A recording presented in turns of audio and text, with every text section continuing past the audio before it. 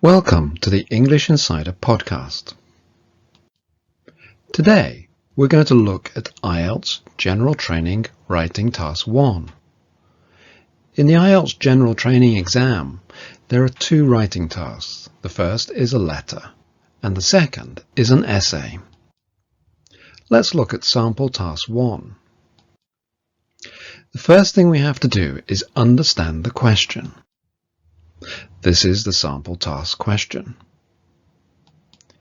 20 minutes. This is very important. You should spend 20 minutes on this task because the essay is worth twice the marks. So you need to allow yourself enough time to spend the right amount of time on the essay. You should write about 150 words. This is the amount of words you need to do the task properly. In the past, you were penalized for not writing enough words, but this is no longer true. So this is a guide now. 150 words is the appropriate length to answer the question properly. It's a letter, but you do not need to write any addresses.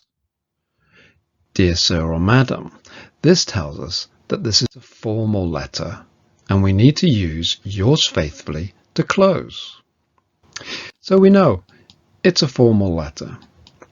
We need to start with Dear Sir or Madam. We need to use clear paragraphs. We need to have an opening paragraph, as all letters have opening paragraphs. Then we need the content paragraphs, and these will deal with the 3 bullet points in the box. Then we need a formal closing. I look forward to hearing from you. Then we need yours faithfully. And then we need your name. Because if your letter is not signed, your letter is incomplete and you'll be penalized for this. Now we need to think about how to answer the question fully. This is the box and the information in it. So from this, we understand that we are a student in a college and we share this room with another student. But there are many problems, and this means we find it difficult to work. So we need to write a letter to the accommodation office at the college. We need to describe the situation, explain the problems, and notice it's not just one problem, but it's problems. So we need a minimum of 2 problems. If we only have one problem, we won't get a good mark. And this bullet point has an and here. And this means that we need to deal with both parts of this bullet point.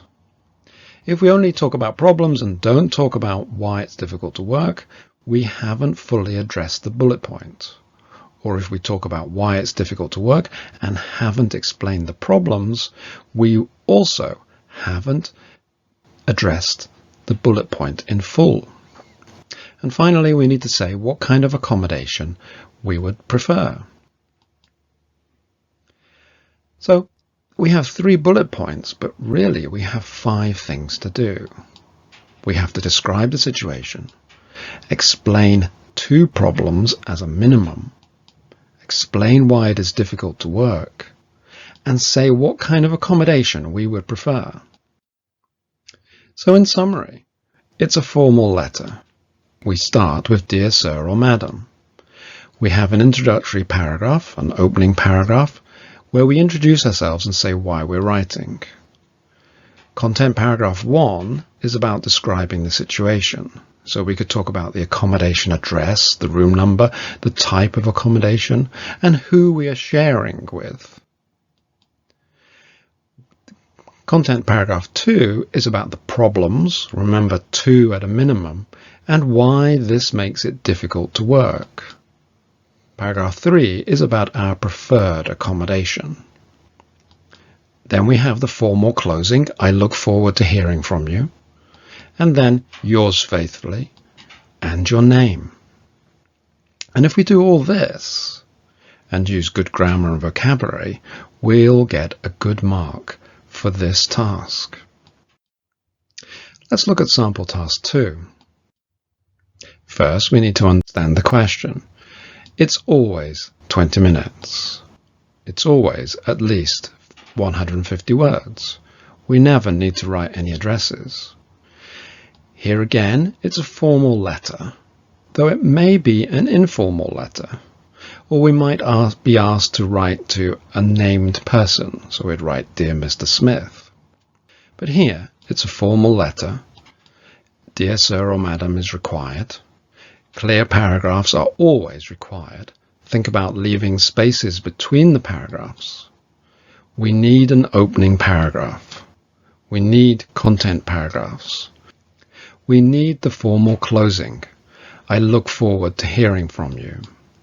Yours faithfully, because we started Dear Sir or Madam, and then our name. And then we need to think about how we're going to answer the question fully. So we look at the box and we see that our local library wants to make improvements to their services and facilities. So they've asked library users to send them suggestions. So we are a library user. So we need to write a letter to the librarian and say what we like about the library. 1 is the minimum, but 2 is better than 1, and 3 ideas are better than 2. Then we need to say what we don't like about the library, about their services and facilities. And again, 1 is the minimum, the absolute minimum. But 2 ideas are better than 1, and 3 ideas are better than 2.